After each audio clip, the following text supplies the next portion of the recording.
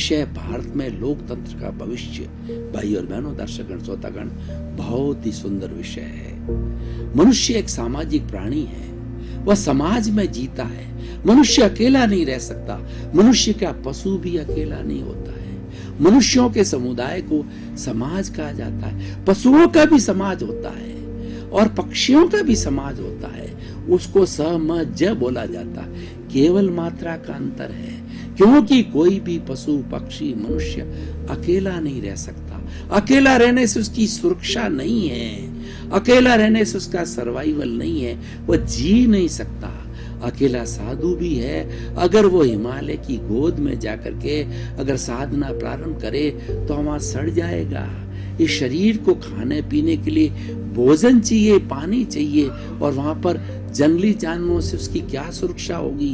कोई भी शेर आकर के निकल सकता है, कोई भी भूत प्रेत आकर के उसको समाप्त कर सकता है। तो कहने का अर्थ ये होता है कि मनुष्य समाज के बिना जिंदा नहीं रह सकता, और समाज ही हमें जो है वो मान्यता देता है। समाज ही हमें पहचान देता है। बच्चा जब माँ के गर्भ से बाहर निकलता है, उस पर ठप्पा लगाया जाता है, ये हिंदू का बेटा है, ये मुसलमान का बेटा है, ये सिख है और ईसाई है। ये अलग अलग व्यवस्थाएं हैं। उस व्यवस्थाओं के अनुरूप जो है उसकी पहचान दी जाती है, उसका समाज बनता है। लेकिन सारे इंसान एक है। तो उस सारी समाज की व्यवस्था को चलाने के लिए हमारा, अगर हम इतिहास का अवलोकन करें तो हमारे दो तरह के शासन तंत्र आते हैं। मुख्य रूप से एक राजतंत्र आता है। राजतंत्र के अंदर एक राजा होता है जो उस प्रांत का, उस देश का जो राजा होता है, और पीढ़ी दर पीढ़ी वो वंशानुगत जो है वह राज कार्य चलता रहता है। उसका बड़ा बेटा फिर राजा बनता है और ये पुनरावृत्ति होती जाती है। राजतंत्र कहलाता है। जो अच्छे राजा होते हैं वो प्रजा का ख्याल करते हैं। जैसे मैं आपको राम राज्य का उदाहरण दूं। राम राज्य एक आइडियलिस्टिक जो राज्य था, उसके अंदर प्रजा को सर्वोत्तम स्थान दिया जाता था, प्रजा के सुख को स्थान दिया जाता था, और प्रजा के सुख के सामने जो है वो राजा अपने हित को गौण समझता था। इसीलिए इसी के आधार पर राम, सीता और लक्ष्मण ने 14 वर्ष का वनवास गमन किया। सीता जी को 2 बार अग्नि परीक्षा देनी पड़ी। उसका कारण यह था कि प्रजा के अंदर राजा की विश्वसनीयता को पैदा करना, यानी राज धर्म को अच्छे राजा है वो प्रमुखता देते हैं, उसके नीचे सारी चीजें गौण होती है। लेकिन धीरे धीरे इस राजतंत्र के अंदर अशुद्धियां आने लगी, दोष आने लगे, और लोगों की समझ बढ़ने लगी। लोगों की समझ में ये बात आने लगी कि नहीं, पूरी हर व्यक्ति का उसमें इन्वॉल्वमेंट होना चाहिए। जब ये कॉन्सेप्ट आया तो लोकतंत्र की स्थापना हुई। लोकतंत्र कहिए या प्रजातंत्र कहिए, वह क्या है? पब्लिक का राज, पब्लिक के लिए, पब्लिक के द्वारा और पब्लिक से।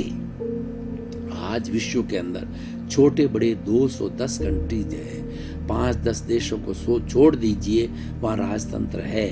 लेकिन 200 करीब देशों के अंदर लोकतंत्र को स्वीकार किया गया है। इसका अर्थ यह है कि लोकतंत्र की शासन प्रणाली अच्छी है। लोकतंत्र के अंदर सर्वोदय की भावना होती है, यानी उस देश के हर नागरिक का उदय होना चाहिए।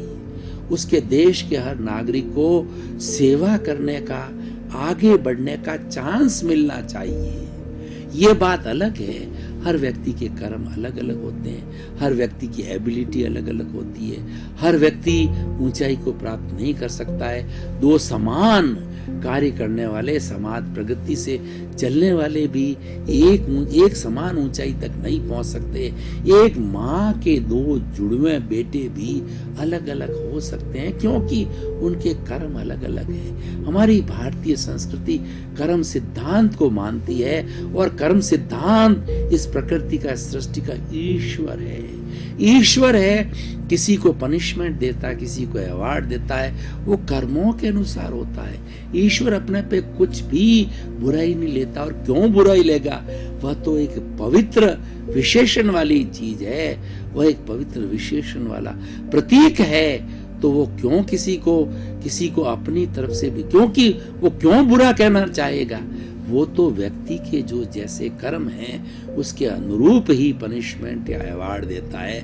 अगर पुण्य कर्म है तो उसको अवार्ड्स मिलते हैं, अचीवमेंट मिलता है, सुख मिलता है। और अगर पाप कर्म है तो उसको दुख मिलता है, बीमारी आती है, गरीबी आती है, और कई तरह के वो कष्ट झेलता है। तो इस तरीके से हमारी ये प्रजातंत्र की व्यवस्था एक सुंदर व्यवस्था है। अब हमारा विषय यह है कि भारत में लोकतंत्र का भविष्य क्या है। भारत की आजादी के बाद से जो है लोकतंत्र को स्वीकार किया गया, और 26 जनवरी 1950 को जो है हमारा संविधान बन गया, जिसमें बाबा साहब अम्बेडकर और भी कुछ सदस्य थे।